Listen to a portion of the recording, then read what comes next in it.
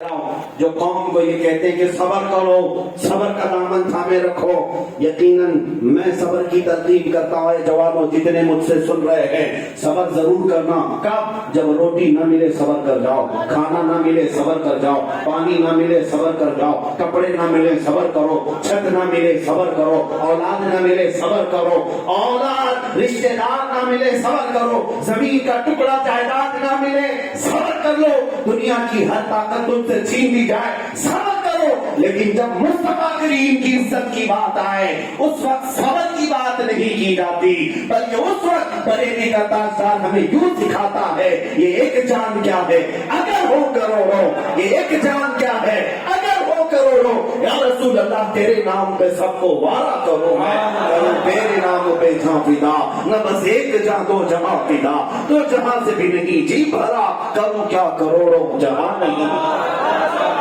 اس وقت ہم بات کریں گے رسول پاک صلی اللہ تعالیٰ علیہ وسلم کی عزت کی بات آئے تو پھر صبر کی تلقین نہیں کی جاتی، بلکہ میرے عزیزوں جذبے اور جوش کی بات کی جاتی ہے کہ یہ مر نہ جائیں۔ میں آپ سے کہتا ہوں تمہارے باپ کو اگر کسی نے گالی دی تو آپ کو کیا کہا جائے گا؟ صبر کر لینا بیٹا۔ آپ کو ہزار کوئی سمجھائے لیکن صبر تو تم سے بھی نہیں ہوتا۔ باپ کی اور ماں کی گالیاں تم سن نہیں پاتے، اور جس کو ہم کہتے ہیں ابھی وہ امی فدا کر یا رسول اللہ، میری ماں میرے باپ آپ پر قربان یا رسول اللہ، ان کی شان میں گالیاں سن کر تم برداشت کرنے کی بات کرتے ہو؟ ایسا نہیں ہو سکتا۔ کم از کم میں اپنے متعلق یہ فلسفہ کبھی نہیں تسلیم کروں گا، کبھی نہیں تسلیم کروں گا۔ مجھے پتا ہے ہماری تقریریں کس انداز سے آج دیکھی جا رہی ہوں۔ آپ کیا سمجھتے ہیں کہ مجھے یہ جو آزادی ہے یا جو بول رہا ہوں اس کے پیچھے کوئی بندش نہیں ہے؟ یقیناً ہے، ساری چیزیں سن رہے ہیں، لیکن میرا عقیدہ ہے قضا و قدر پر میں قادری غلام ہوں۔ سرکار غوث پاک رضی اللہ تعالیٰ نے ایک بار منبر پر کھڑے ہو کر بیان کر رہے تھے، محل کی نسبت ان قدموں سے رکھنے والا ایک کتا دربار غوث کا۔ اس لیے میں بات عرض کر رہا ہوں، غوث پاک منبر پر خطبہ دے رہے تھے، اوپر چھت سے ایک سانپ گرا، اتنا خطرناک سانپ تھا کہ وہ منہ کھولے تو اس کا زہر نکل جائے، مجمع ادھر سے ادھر ہو رہا تھا، لیکن وہ سانپ سیدھے غوث پاک کے جبے میں گرا اور گردن سے اندر داخل ہوا، آستین میں آیا، جسم پر لپٹتا رہا، پیروں تک آ گیا، سانپ جسم میں گھومتا رہا۔ غوث پاک اپنا خطبہ جاری رکھے تھے، آپ نے قدم بھی نہیں ہلایا، سانپ کافی دیر تک آپ کے جسم کو گھیرے میں لیتے ہوئے نیچے تہبند سے نکل کر کے سامنے آیا اور فنکار نکال کر سامنے کھڑا ہوا۔ تھوڑی دیر کے بعد وہاں سے چلا گیا۔ غوث پاک خطبہ دیتے رہے، عشق رسول کی موتیاں بکھیرتے رہے، اور پھر مسکرا کر کے لوگوں سے کہا لوگوں بیٹھ جاؤ۔ لوگ پوچھنے لگے سرکار غوث پاک سے، سیدی شیخ عبد القادر جیلانی، یہ سانپ آیا آپ کے جسم پر لپٹ گیا، آپ کچھ بھی نہیں کیے، موذی جانور کو ہٹانا چاہیے تھا، آپ خطبہ دیتے رہے۔ سرکار غوث پاک فرماتے ہیں میں رسول اللہ کی حدیث سنا رہا تھا، رسول اللہ کی حدیث سنا رہا تھا، اس ادب کی وجہ سے میں حرکت نہیں کیا، اور تمہیں پتا ہے میرا نام عبد القادر ہے، میرا نام عبد القادر ہے، میں قادر کا بندہ ہوں اور قدر پر یقین رکھتا ہوں۔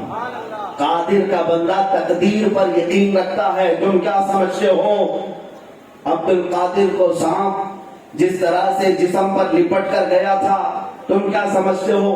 شیخ عبد القادر جیلانی فرماتے ہیں میرا عقیدہ یہ ہے جب تک میرا مولا نہ چاہے یہ ہزار سانپ بھی میرے جسم کا ایک بال لے کر نہ کر سکے گے، اور اگر مولا تعالیٰ نے مقدر میں لکھا تو سانپ کیا میں چونٹی سے بھی مر سکتا ہوں، چونٹی کے ذریعے سے بھی موت آ سکتی ہے۔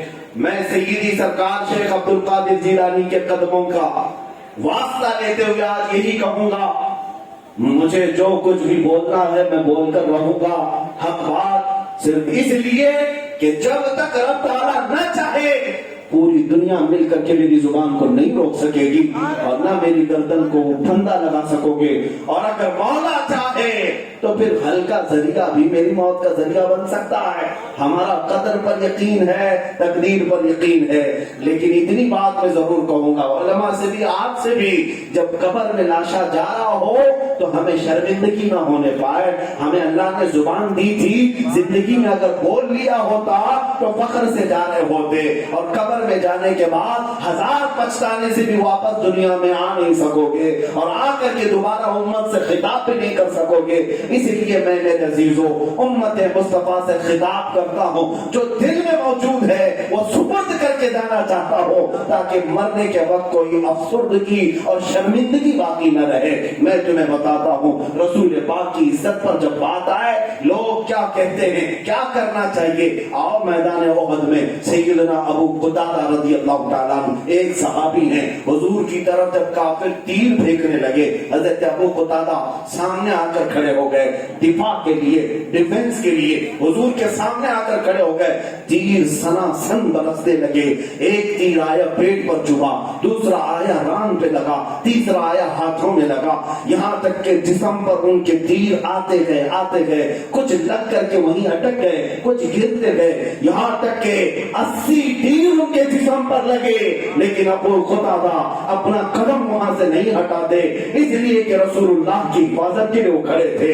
ایک تیر آیا سیدھے ان کی آنکھ میں چلا گیا, آنکھ کا ڈھیلا باہر آ گیا, پھر بھی وہ کھڑے رہے, یہاں تک کہ خود مولا رسول پاک صلی اللہ علیہ وسلم نے انہیں اپنی طرف پکارا, ابو قتادہ ادھر آ جاؤ. تیر کو نکالا اور ان کی آنکھ کی پتلی کو میرے آقا نے خود آنکھ میں رکھی اور اپنا لعاب پاک لگایا, ابو قتادہ کی آنکھ صحیح بھی ہو گئی. اتنی بات یاد رکھ لو, جو ان کی غلامی میں زخم کھاتا ہے وہ رائے گا نہیں جاتا. خود رسول اللہ اپنے دستے پاک سے اس کی حفاظت کے لیے تشریف لاتے ہیں. ایک دو نہیں, بے شمار مثالیں ہیں. کیا آپ نے صدیق اکبر کو سانپ کاٹتے ہوئے نہیں سنا؟ غار ثور میں حضور ان کے ران پر سر رکھ کر آرام کر رہے تھے, صدیق اکبر کے پیر میں سانپ کاٹ رہا تھا, سانپ کا زہر چڑھ رہا تھا, لیکن ابو بکر صدیق نے پیر نہیں ہٹایا. ارے جان بچانا فرض تھا, لیکن صدیق اکبر سے بڑا عاشق رسول کون ہو سکتا ہے؟ انہوں نے رسول اللہ کی نیند میں خلل آنے نہیں دیا اور پیر ہلائے بغیر بیٹھے رہے.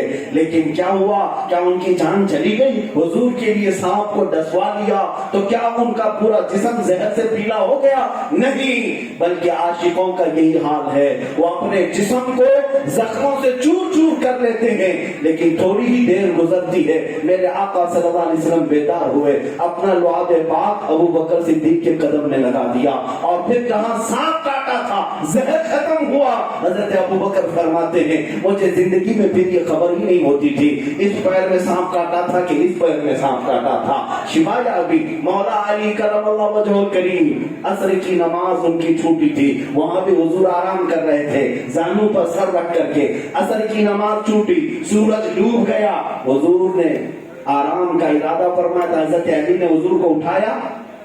سب کو واقعہ معلوم ہوگا, میں شارٹ میں عرض کرتا ہوں, حضرت علی نے اٹھایا رسول پاک کو کیوں نہیں اٹھایا؟ میرے عزیزو, یہاں تو نماز فرض تھی, فرض نماز کو حضرت علی نے چھوڑ دیا رسول اللہ کی نیند پر. حضور آرام کر رہے ہیں, اتنی بات پر حضرت علی نے عصر کی نماز چھوڑ دی, کیونکہ حضرت علی کرم اللہ وجہہ الکریم صحابی تھے, وہابی نہیں تھے. حضرت علی کو پتا تھا میرے رسول کے اختیارات کیا کیا ہیں. نماز عصر جاری ہے, کس کی محبت میں؟ مصطفیٰ کی محبت میں. حضرت علی کو معلوم تھا یہ جو جا رہا سورج ہے واپس آ بھی سکتا ہے, اگر میرا آقا بیدار ہو جائے. ہوا یہی, رسول پاک بیدار ہوئے تو یوں تو نہیں کہا علی تیری نماز قضا ہو گئی, چھوڑ دے, اگلی بار پڑھ لینا یا اس کی قضا کر لینا. نہیں, محبت مصطفیٰ میں جو قضا ہوتی ہے, زخم لگے تو رسول خود ہاتھ لگا دے, نماز چھوٹے تو سورج کو پلٹا دے. سورج واپس عصر کے وقت پر آیا, حضرت علی سے کہا کہ اپنی نماز پڑھ لو, قضا نہیں ادا پڑھو, قضا نہیں ادا پڑھو. حضرت علی کو بھی نماز لوٹا دی, حضرت ابو بکر صدیق کو جان لوٹا دی, حضرت ابو قتادہ کو آنکھ لوٹا دی. جو بھی حضور کی محبت میں زخم کھایا میرے آقا نے سب کو لوٹایا. آپ کو پتا ہے فتح مکہ ہوا تھا, مکہ جب فتح ہوا 10,000 صحابہ حضور کے ساتھ آئے تھے, اور جب خانہ کعبہ کو میرے آقا نے بتوں سے صاف کر دیا, پہلی اذان حرم پاک میں دینی تھی, تو اذان کے لیے حضور پاک نے کس کو بلایا؟ بلال حبشی کو بلایا. اللہ سب کو پتا ہے پہلی اذان دینے کے لیے کس کو بلایا؟ حضرت بلال حبشی کو. اور پھر یہ نہیں کہا یہ اونچے کٹے پر کھڑے ہو کر کے دے دینا، اس چبوترے پر کھڑے ہو کر کے اذان دے دینا، بلکہ کہا بلال کعبے کی چھت پہ چڑھ کر اذان دو. سبحان اللہ. کعبے کی چھت پر چڑھ کر اذان دو. اذان حضرت بلال نے چھت پر چڑھ کر کے دے تو دی. محدثین شارحین مشاق مصطفیٰ کہتے ہیں وہاں تو ابو بکر صدیق بھی تھے، عمر فاروق بھی تھے، عثمان و علی بھی تھے، رضوان اللہ علیہ مجمعین، اجلہ بڑے بڑے صحابہ موجود تھے، لیکن میرے مصطفیٰ نے کس کو چڑھایا؟ بلال حبشی کو، تاکہ لوگوں کو یہ بتایا جائے یہ وہی بلال ہے جس کو مکہ والے پیر میں رسی ڈال کر انہی گلیوں میں کھینچتے تھے، میرے نام پر اس کو گرم سدر سینے پر رکھتے تھے، ان کو انگاروں پر سلاتے تھے، ان کو کوڑے مارتے تھے، اور بلال ہر کوڑے پر حضور کا نام لیا کرتے تھے، اللہ کی وحدانیت بیان کرتے تھے.